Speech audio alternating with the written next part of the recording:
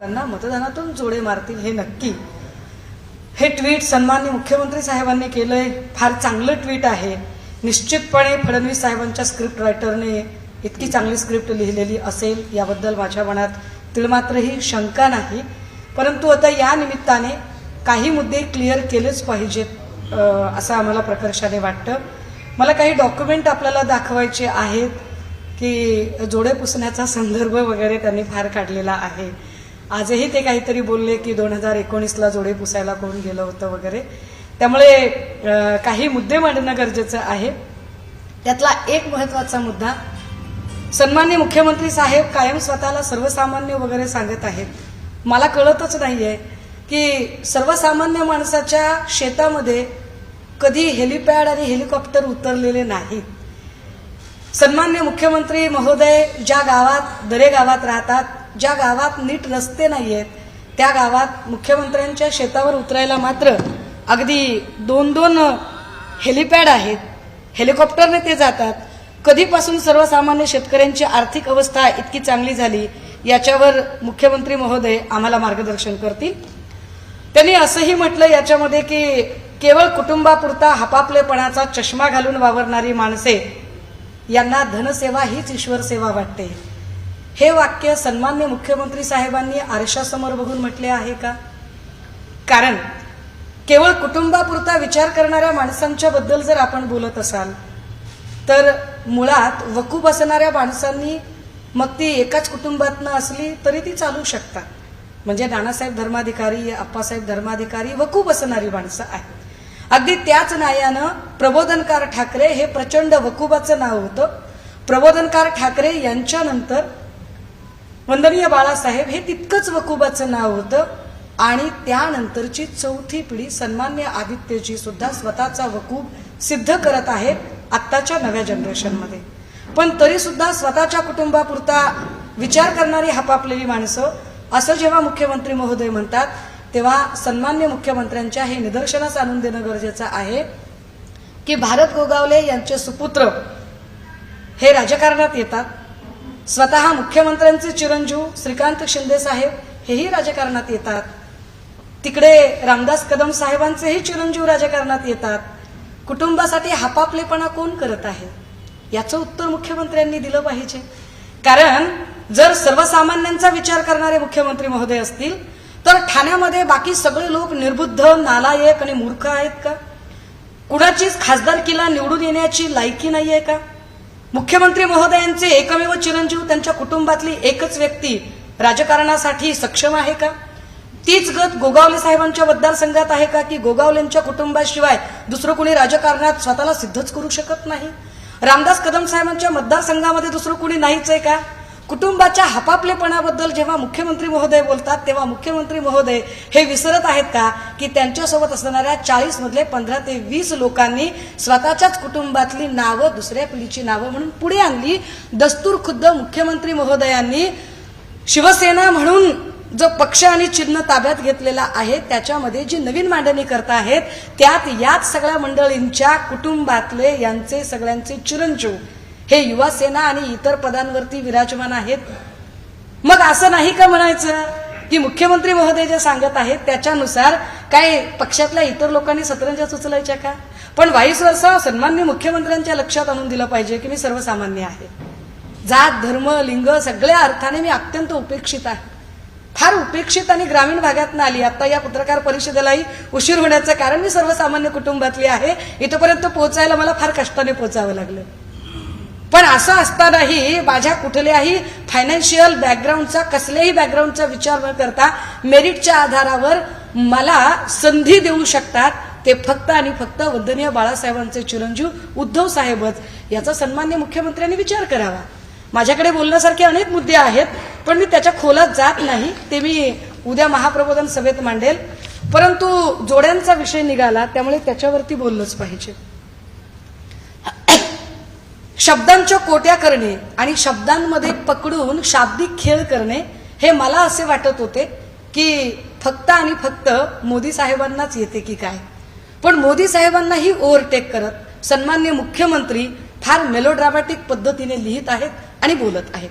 यांचे हे मेलोड्रामॅटिक बोलणं आणि लिहिणं हे जरा समजून घेण्याची गरज आहे की मुळात सन्माननीय उद्धव साहेबांनी जोड्यांचा जो विषय काढला तो का काढला हे एकदा सर्व महाराष्ट्रासहित सन्माननीय मुख्यमंत्र्यांच्या सुद्धा निदर्शनास आणून देणे गरजेचे आहे. माझ्या हातात एक ट्विट कॉपी आहे. ही देवेंद्र फडणवीस साहेबांनी त्यांच्या ऑफिशियल ट्विटर हँडलवर केलेलं ट्विट आहे आणि या ट्विटर हँडलवरचा जे ट्विट आहे ते असं आहे. It was an absolute pleasure to welcome host and meet Pou Chen groups Vice President Mr. Yang Hasio-tung and Taiwan's delegation this morning at my official residence in Mumbai. Was impressed by Po Chen Group's worldwide manufacturing prowess and process in delivering global standard goods.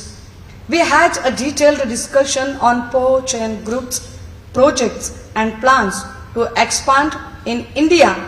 Maharashtra eagerly awaits to welcome this one of the largest global shoe manufacturer to come invest in Maharashtra.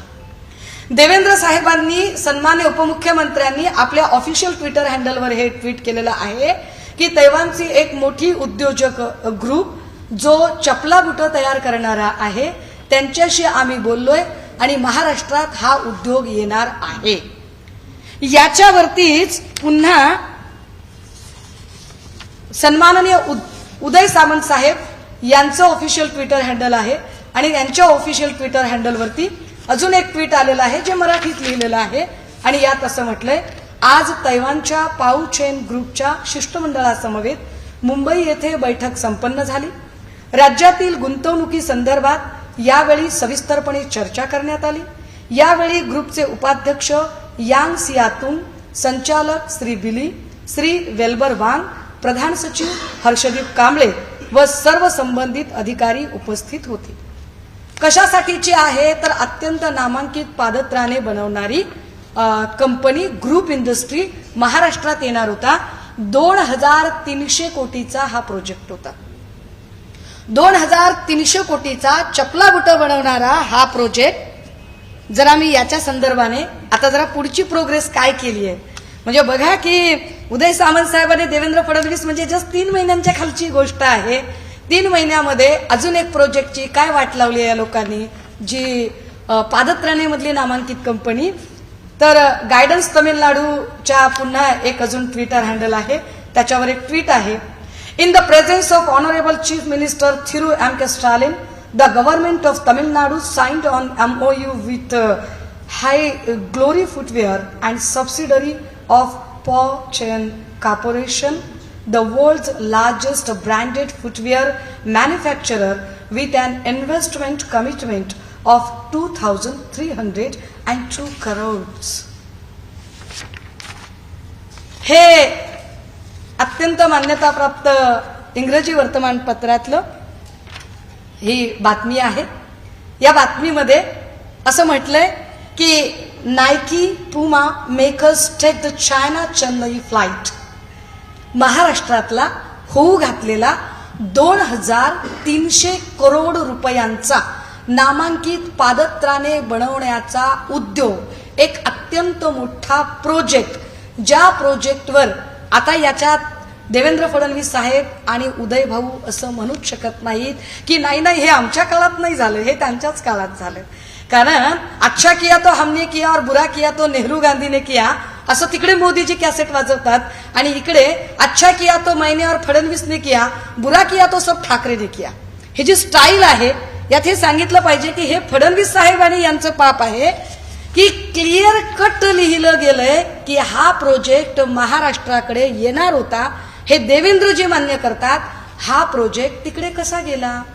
महाराष्ट्राचं हित जपण्यासाठीच आम्ही सत्तेत आलेलो आहोत असं जर सन्माननीय मुख्यमंत्री आणि त्यांच्यासोबतचे 40 साथीदार सांगत असतील तर यांनी आतापर्यंत अनेक प्रोजेक्ट घालवले. आता जोडे बनवण्याचा प्रोजेक्ट होता साहेब, पादत्राणे बनवण्याचा, बोली भाषेत त्याला जोडेच म्हणतात. पादत्राणे बनवण्याचा प्रोजेक्ट इकडनं तिकडे जातो. हा कुणाचा नाकर्तेपणा आहे. या नाकर्तेपणावर महाराष्ट्राच्या हितासाठी प्रश्नच विचारू नयेत का. पण याला भावनिक वळण देण्यामध्ये पटाईत. कारण मोदीजींनी अशीच भावनिक वळणं आधी दिलेली आहेत कि जेव्हा राहुल गांधी जी सांगत आहेत कि वो कोइंसिडेंट कि जो भी यहां से पैसा चुरा कर भाग रहा है कोइंसिडेंटली उसका सरनेम मोदी क्यों होता है, तर हे लगेचच एका भावनिक वर्णावर नेऊन ओबीसींचा अपमान झाला. मोदी म्हणजे ओबीसींचा अपमान झाला. भाजपाला जर खरंच ओबीसींचा सन्मान करायचा असेल तर ओबीसींची जातनिहाय जनगणना करून दाखवावी त्यांनी. भले शाबास, महाराष्ट्रातले ओबीसी त्यांच्या सोबत असतील, जातनिहाय जनगणना करण्याची त्यांची तयारी आहे का? आणि त्याच पद्धतीने जोडे पुसण्याच्या मुद्द्याला कुठून कुठे घेऊन जाताय. उद्धव साहेबांनी असे सांगितले की साधी जोडे बनवण्याची एक मोठा प्रोजेक्ट इकडे येतोय. 2300 कोटीचा प्रोजेक्ट इथे येत असताना निव्वळ आणि निव्वळ दिल्लीश्वरांचे जोडे पुसण्यात ज्यांचा वेळ जातोय त्यांच्यामुळे हा जोडे बनवण्याचा उद्योग निघून गेला आज घडीला तमिळनाडूला. यावर भाष्य केल्यावर मात्र पुन्हा एकदा ते सर्वसामान्य असण्याची कॅसेट वाजवतात.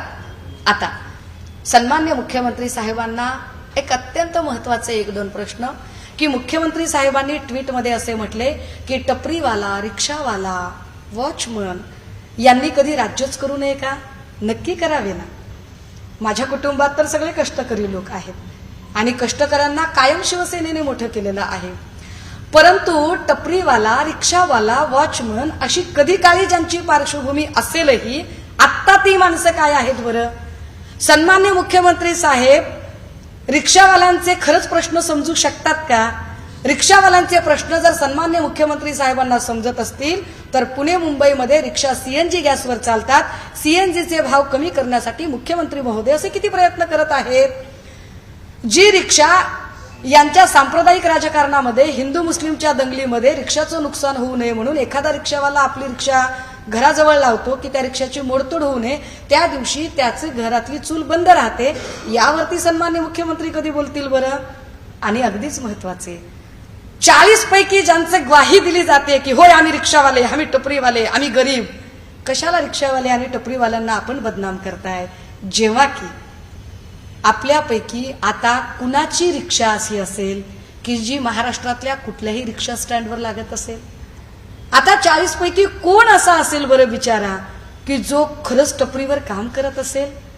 आपण सोन्याच्या चमच्याची भाषा केली मुख्यमंत्री महोदय, परंतु योगेश गोगावले असतील, रामदास कदमांचे चिरंजीव असतील किंवा आमचे भाचे दस्तूर खुद्द डॉक्टर श्रीकांत शिंदे असतील, यांच्या तोंडात काय जर्मन किंवा प्लास्टिकचे चमचे आहेत का? ही सगळी तोंडात सोन्याचा चमचाच ठेवून आलेली माणसं आहेत. आणि अत्यंत साधे सरळ प्रश्न आहेत. कृपया लोकांना भ्रमित करणे मुख्यमंत्री महोदयांनी थांबवावे आणि महत्वाचं इकडची ती सीधी बात, नो बकवास, साध्या प्रश्नांची आम्हाला उत्तर द्यावीत की 2300 करोडचा अत्यंत महत्वाकांक्षी उद्योग पुन्हा एकदा महाराष्ट्रातनं तमिळनाडूला गेलाय. यामध्ये तुमचा दोष कसा नाही ते सांगा. कारण उद्योजकांशी बोलण्यापेक्षा तुमचा सगळा वेळ जर दिल्लीश्वरांच्या तिकडे मर्जी संपादन करण्यात जात असेल तर उद्विग्नतेने आपल्याला काय बोलायला हवे आपण शब्द सुचवा. मुळात इथे उद्योजक पैसे का गुंतवत नाहीयेत त्याचं सगळ्यात महत्वाचं कारण कायम इथलं महाराष्ट्रातलं वातावरण राजकीय दृष्ट्या अस्थिर ठेवण्याचा प्रयत्न जो मोदी आणि शहा साहेबांकडून होत आहे.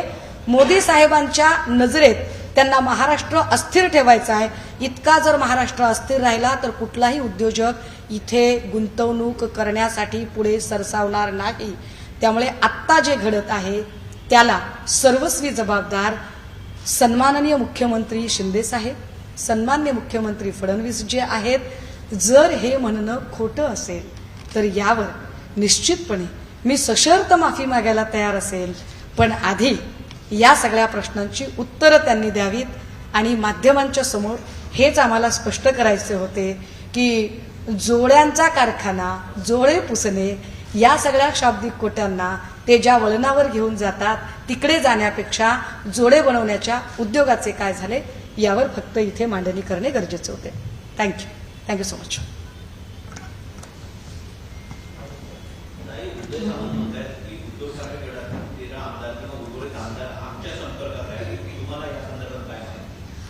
मला तर असं वाटतंय की उदय सामंत भाऊंना सुद्धा सोडून, म्हणजे त्यांना धरून नाही बरं का, त्यांना सोडून एक्स्ट्रोचे 288 लोक उदय भाऊंच्या आणि शिंदे साहेबांच्या संपर्कात असतील, असू शकतं. कारण सध्या अगदी ते जर म्हणाले ना की डोनाल्ड ट्रम्प सुद्धा आमच्या संपर्कात आहेत, तरी आपण त्यांच्यावर विश्वास ठेवायला हवा.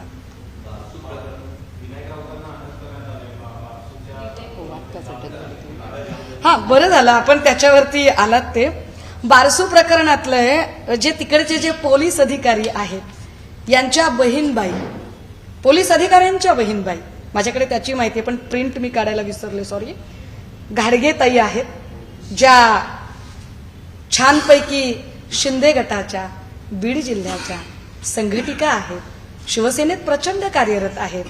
त्याचे फोटोग्राफ आपल्याला हवे असतील तर मी प्रिंट काढून द्यायला तयार आहे. मला याच्यावर काही वेगळं भाष्य करायची नाही, गरज नाहीये की काय पद्धतीने राजकीय हस्तक्षेप यात वाढत आहेत. की एकीकडे जो पोलीस अधिकारी विनायक राऊत साहेबांची गाडी अडवतो, त्याच पोलीस अधिकाऱ्यांच्या बहीणबाई इकडे शिंदे गटात मोठ्या पदावर काम करत असतात. हा नुसताच योगायोग आहे की याच्या पाठीमागेही काही कारण आहेत? मला वाटतं शोध पत्रकारितेसाठी खरंच आपल्या सगळ्यांना वाव आहे. पण बारसू प्रकरण असेल, पालघरचं प्रकरण असेल, ज्या पद्धतीने पोलीस अरेरावी करत आहेत, जबरदस्तीने प्रकल्पग्रस्तांना घरातनं बाहेर ओढून काढलं जाते, हे महाराष्ट्राच्या हिताचे आहे का? लोक ठरवतील ना आमचा विकास करायचा की नाही. लोक म्हणतील की आम्हाला काही विकास किंवा आम्हाला उद्योग हवेत की नाही, आम्हाला प्रकल्प हवा की नाही. जर लोकांची इच्छा नसेल तर तुम्ही जबरदस्ती कशी काय करू शकता? बारसू रिफायनरी परिसरामध्ये ज्या लोकांची जमीन आहे, मला त्याचंही फार आश्चर्य वाटतं, माझ्याकडे तीही यादी आहे की जमिनीसाठी शासनाकडे आता 40 लाख रुपये एकरी भाव मागणारे काही लोक आहेत. त्यांची यादी याच्या आधी पुढारीमध्ये प्रसिद्ध झालेली आहे. मी पुन्हा एकदा वाचून दाखवली पाहिजे कारण ही नावं महत्वाची आहेत. ही नावं मी पुन्हा लिंकेड आणि इकडे तिकडे जाऊन त्याची माहिती जमा केली की ही कोण कोण माणसं आहेत. यातलं एक नाव आहे दुर्गा अनिल कुमार डोंगरे, ज्यांची 137 गुंठे जमीन या रिफायनरीच्या परिसरामध्ये आहे. अखिलेश गुप्ता आणि नमिता गुप्ता 92 एकर जमीन आहे रिफायनरीमध्ये. कोण आहेत बरं अखिलेश गुप्ता आणि नमिता गुप्ता? ऑफिसर आहेत, IRS अधिकारी. मला कळलं नाही बाबा एवढा अधिकाऱ्यांना पगार असतो का की 92 एकर जमीन विकत घेऊ शकतात. मी गरीब माणूस आहे, अडाणी आहे. किरीट भाऊंना याच्यातलं जास्त कळतं. म्हणजे किरीट भाऊ आता प्रेस घेणार आहेत आणि ते काहीतरी नसलेल्या 19 बंगल्याचं हडप्पा मोहेंजोदडो मधून उत्खनन करणार आहेत. तर किरीट भाऊंनी जरा हे 92 एकरचं काय प्रकरण आहे जरा समजून घेतलं पाहिजे. आणि हे जे अधिकारी आहेत अखिलेश गुप्ता आणि नमिता गुप्ता, ज्यांची 92 एकर जमीन आहे आणि जे आता एकरी 40 लाख रुपयाचा भाव रिफायनरीच्या तिथली जमीन सोडायला मागत आहेत, यावर त्यांनी बोललं पाहिजे. आकांक्षा वाकाळकर 113 गुंठे, धार्मिल झवेरी 3 हेक्टर, सोनल शहा 7.5 हेक्टर, निकेश शहा 156 गुंठे, Vikesh Shah 3 hectare, Rupal Shah 4 hectare, Aparna Shah 10 hectare, Devendra Sharma 4.5 hectare, Anuradha Reddy 5 hectare. याच्यात मराठी नावं किती आहेत त्याचंही जरा चेक केलं गेलं पाहिजे. Sonal Shah 2 hectare, Shrikant Mishra 2 hectare, Devendra Sharma 6 hectare, Shashikant Shah 4.5 hectare, Narendra Sisodiya 4.5 hectare. आणि last but not the least, सध्या भाजपाशी संपर्कात असलेले आणि काँग्रेसकडून राजीनामा देऊन बाहेर पडलेले माजी आमदार आशिष देशमुख 18 एकर. आता हे सगळेजण मागताहेत 40 लाख एकरी भाव. फार चांगलं, मस्त चाललंय. म्हणजे शिंदे फडणवीसांच्या फांदीवर या सगळ्यांचं फारच मस्त चाललेलं आहे. याच्यावर काय भाष्य करणार असतील हेही एकदा उत्तरं दिली गेली पाहिजेत. राहिला प्रश्न आमचा, तर शिवसेनेला संघर्षाची सवय आहे. जेल केसेस शिवसेनेसाठी नवीन नाहीये. आम्हाला विनायक राऊत साहेबांवरच्या केसेस किमान या लोकांच्या सारख्या भावना गवळी किंवा यांच्यासारख्या पैसे लपवण्यासाठीच्या केसेस आणि नोटीस नाहीत. जनहिताच्या आणि लोकांच्या प्रश्नासाठी जर केसेस अंगावर पडत असतील तर राऊत साहेबच काय, आम्ही प्रत्येक जण अशा असंख्य केसेस अंगावर घ्यायला तयार आहोत. रिफायनरीच्या मुद्द्यावर, बारसू सोलगावच्या प्रकरणात शिवसेना ठामपणे प्रकल्पग्रस्तांच्या बाजूने उभी आहे.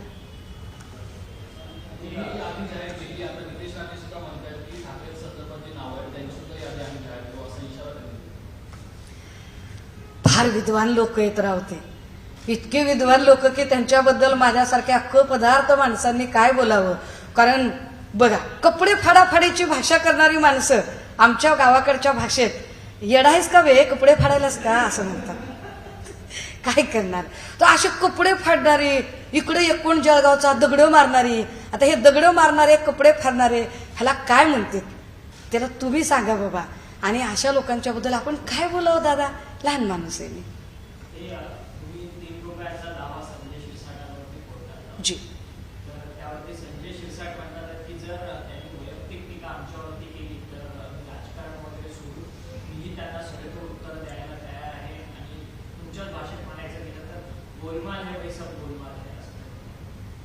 असू शकतं. हल्ली काय झालंय, ज्यांना मंत्रिपदं मिळालेली नाहीत त्यांची प्रचंड धडपड आहे आलमपणाची मर्जी संपादन करण्यासाठी. आणि त्या तिरीमिरीमध्ये कदाचित बॅक ऑफ द माइंड कुठेतरी रिग्रेटही होत असेल की का बरं आपण असं काहीतरी करून बसलो. तरी सुद्धा ईश्वर त्यांना सद्बुद्धी देऊ, त्यांच्याप्रती अपार करुणा व्यक्त करते. माझं सरळ साधं म्हणणं आहे, धनप्राप्ती हा माझा मुद्दा असता तर मी इतरांसारखा लाखो करोडोंचा दावा टाकला असता. मी वारंवार सांगते, आम्ही गरीब माणसं आहोत, आमच्यासाठी जपण्यासारखी गोष्ट फक्त आणि फक्त आमची इब्रत असते. आणि म्हणून धनप्राप्तीपेक्षा सुद्धा व्यक्तिप्रतिष्ठेचे मूल्य जपण्यासाठी म्हणून मी ही न्यायालयीन लढाई लढते. ज्या पद्धतीने शिंदे गटातले लोक अगदीच बेताल वक्तव्य करत आहेत, महिलांच्या बद्दल अत्यंत सवंग, म्हणजे सुप्रियाताईंच्या बद्दलचं स्टेटमेंट असेल माझ्या संबंधाने, मी नाव विसरले त्यांचं, धारावीतल्या भाजपच्याच एक ताई, त्यांच्याही संबंधाने अशाच पद्धतीचे काहीसे स्टेटमेंटमध्ये भाजपच्या काही नेत्यांकडनं आले. अशा महिलांबद्दल सवंग स्टेटमेंट करणाऱ्या लोकांना एक चपराक बसली पाहिजे. म्हातारी मेल्याचे दुःख नाही पण काळ सोकावतो, यावरती ठामपणे उभे राहिले पाहिजे. म्हणून मी ही न्यायालयीन लढाई लढते. मी कुठलंही बाईपणाचं विक्टिम कार्ड खेळणार नाही. आणि मी वारंवार सांगते, ते जे काही मुकाबला वगैरे म्हणतात ना, दादा आम्ही भटक्याचं लेकरू आहे. पायाच्या 2 बोटात दगड पकडून मागच्या मागा माणूस आऊट करायची ताकद भटक्यांमध्ये असते. मुकाबल्याची भाषा, मी खूप साधा सरळ माणूस आहे. माझ्या पाठीमागे आग्यापिछा छोर नाहीये, फायनान्शियल बॅकग्राऊंड नाहीये, किंवा मी काही कुठला मोठा कुणी राजकीय वारसा असणाऱ्यांपैकी नाहीये. मी लढाई लढते ती माझ्या सन्मानाची, आत्मसन्मानाची लढाई आहे.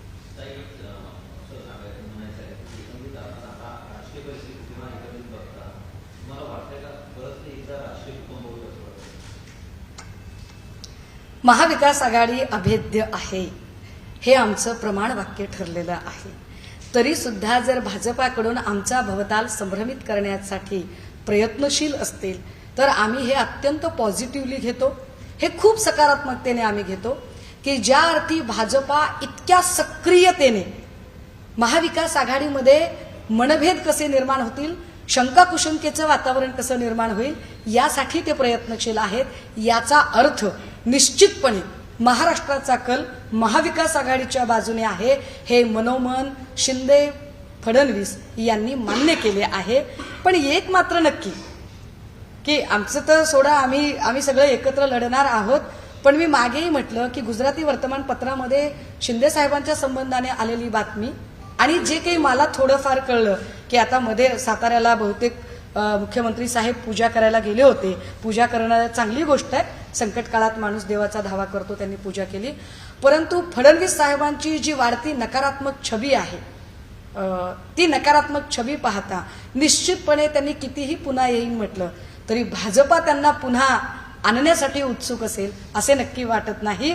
मग काय सांगावे, आपण म्हणताय तसे भूकंप म्हणून विखे पाटलांच्या कोपऱ्याला जो गुळ लावलेला आहे तो कदाचित खरा होऊ शकेल.